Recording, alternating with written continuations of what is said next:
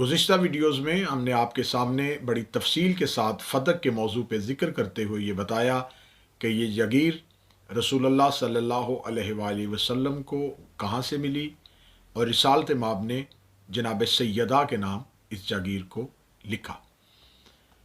عدالتی امور کا یہ تقاضا ہوتا ہے کہ جب بھی آپ اپنے دعویٰ کو پیش کریں تو اس کے ساتھ اس کے مضبوط ثبوت اور مضبوط دلائل کا ہونا ضروری ہے۔ ہمارا یہ دعویٰ کہ فدق جناب سیدہ صلوات اللہ علیہا کا حق ہے، یہ دعویٰ صرف میرا ذاتی نہیں بلکہ شیعت کو اس دعوے سے جدا نہیں کیا جا سکتا۔ یہ ہمارے عقائد میں شامل ہے کہ فدق جناب فاطمہ الزہرا صلوات اللہ علیہا کی ملکیت ہے۔ اب جب رسالت مآب صلی اللہ علیہ وآلہ وسلم نے اس جاگیر کو جناب سیدہ کے نام لکھا تو ہمارا پہلا سوال یہ ہے کہ رسالت مآب نے کس حیثیت سے لکھا؟ ایک باپ نے اپنی بیٹی کو میراث دی یا ایک نبی حکم خدا کے ساتھ یہ کر رہا ہے؟ تو قرآن اس بات پہ شاہد ہے کہ رسول اس وقت تک نطق نہیں کرتے جب تک اللہ کا حکم نہ آ جائے۔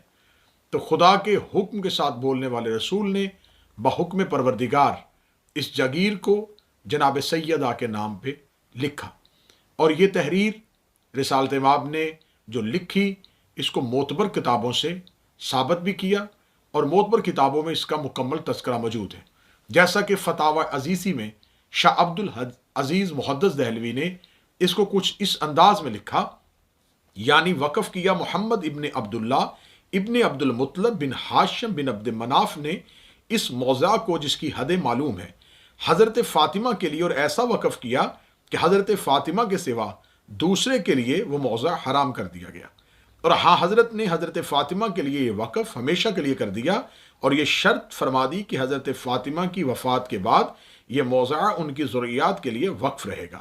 تو جو شخص یہ سن کر وقت کو تبدیل کر دے گا اس کا گناہ تبدیل کرنے والوں پر ہے۔ تحقیق اللہ سننے اور جاننے والا ہے۔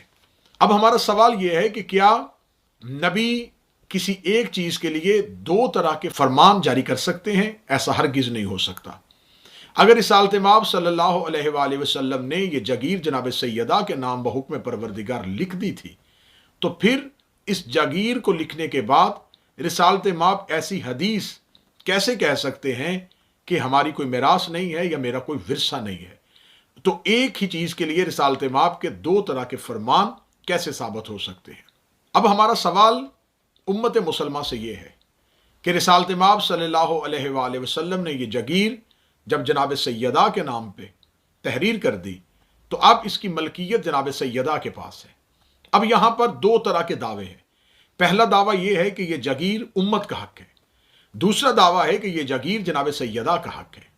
اب یہاں پر ایک مسلمان بن کے، ایک منصف مزاج مسلمان بن کے ایک سوال کا جواب آپ کو ضرور دینا پڑے گا کہ اگر امت کا حق ہے تو پھر معاذ اللہ ثم معاذ اللہ کیا جناب سیدہ کے پاس جتنی دیر تک یہ جاگیر رہی تو کیا جناب سیدہ امت کے حق پر معاذ اللہ ناجائز قابض رہیں؟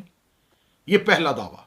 تو اس کا نتیجہ یہ نکلے گا، اگر ہم کہیں گے کہ یہ جناب سیدہ کی ملکیت ہے تو پھر آپ کو یہ تسلیم کرنا پڑے گا کہ جناب سیدہ کی ملکیت کو غصب کیا گیا۔ اب آپ کے پاس تیسرا رستہ کوئی نہیں ہے، یا تو یہ مانیں کہ یہ امت کا حق تھا اور معاذ اللہ جناب سیدہ نے اس پہ قبضہ کیا، یا پھر یہ مانیے کہ یہ جناب سیدہ کا حق تھا اور جناب سیدہ کے حق کو سیدہ سے غصب کیا گیا۔ اگر ہم ایک لمحے کے لیے معاذ اللہ ثم معاذ اللہ اس میں یہ کہہ دیں گے کہ یہ امت کا حق تھا تو جناب سیدہ کے پاس جتنی دیر یہ ملکیت میں رہا، کیونکہ یہ تو تاریخ کی کتابیں اس بات پہ شاہد ہیں کہ جب جناب سیدہ کی اس جاگیر کو دوبارہ حکومت نے قبضے میں لیا تو جناب سیدہ کے وہاں بیٹھے ہوئے عامل کو اٹھایا گیا۔ اسی لیے جناب سیدہ نے دربار میں آ کے یہ سوال کیا گیا تھا کہ مجھ سے میری جاگیر کو کیوں چھینا گیا اور میری جاگیر سے میرے عامل کو کیوں بے دخل کیا گیا۔ اس کا مطلب ہے کہ جس وقت حکومت نے جناب سیدہ سے یہ جاگیر حاصل کی اس وقت جناب سیدہ اس پہ مالکن کی حیثیت سے موجود تھی اور ان کی ملکیت میں تھا۔ اگر ہم کہیں گے یہ امت کا حق تھا تو سیدہ کے تصرف میں کیسے رہا؟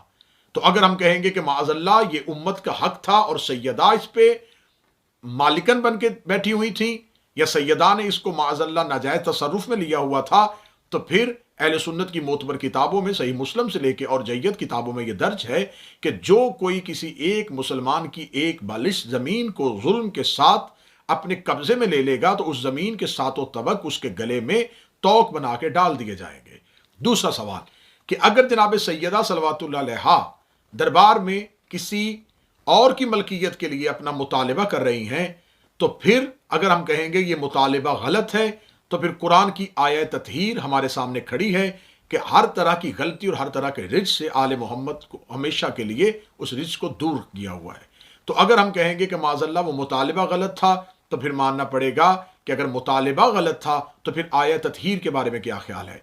अगर नकल कुफर नबशत आयत ततहीर को गलत कहेंगे तो फिर कुरान में गलती हो जाएगी। अगर माज़अल्लाह कुरान को गलत कहा जाएगा तो पूरे के पूरे मजहब इस्लाम की छत गिर जाएगी। तो लिहाजा सैयदा की दुश्मनी में इतना ना कीजिएगा कि माज़अल्लाह सैयदा के हक को छुपाते छुपाते कुरान की सदाकत पे हरफ आ जाए। आम कानून के मुताबिक इस तरह के मुकदमात और ऐसी नोयत के तनाज़ात में सबसे पहले ये बात काबिल गौर होती है कि मुतनाज़ अमूर कौन कौन से हैं और किस किस बात का फैसला दरकार है, और सबूत मुहैया करना किस फरीक की जिम्मेदारी बनती है।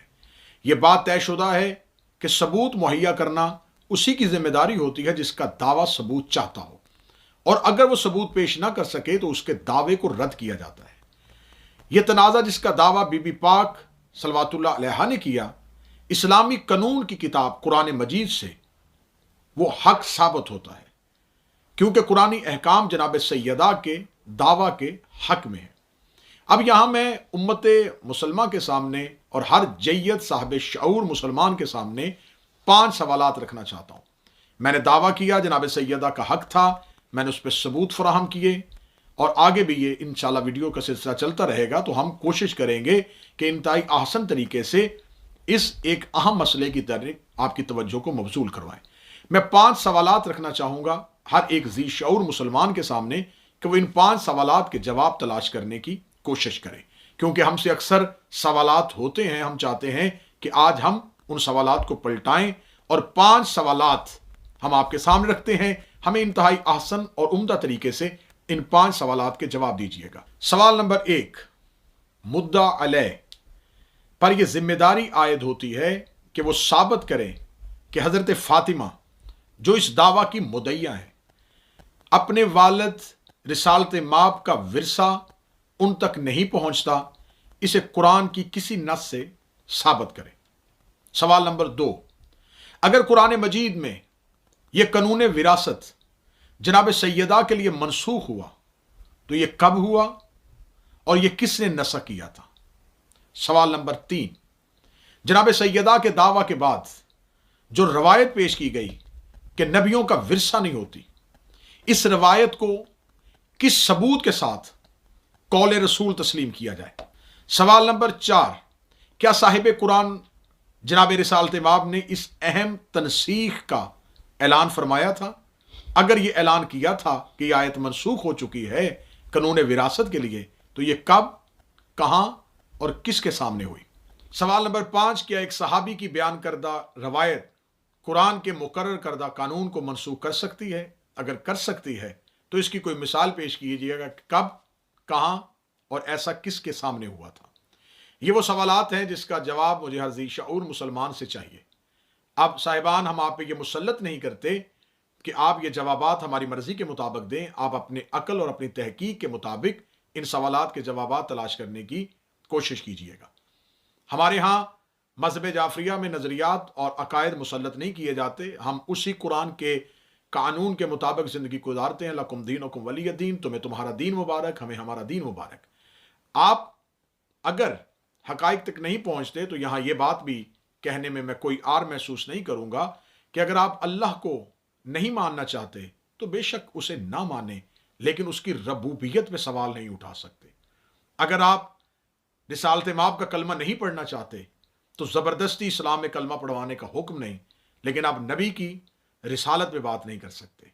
ऐसे ही आप जनाब सैयदा के हक को तस्लीम करें या ना करें, लेकिन आप सैयदा की इस्मत पे और सैयदा की तहारत पे बात नहीं कर सकते।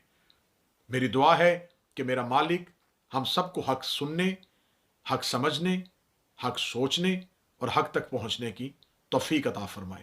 اللہ میرے ملک پاکستان کو اندرونی اور بیرونی خطرات سے محفوظ و مامون فرمائے، اور اندر کی نظریاتی دہشت گردی سے لے کے سرحد کی دہشت گردیوں تک میرا مالک اسے محفوظ و مامون فرمائے۔ السلام علیکم، یا علی علیہ السلام مدد۔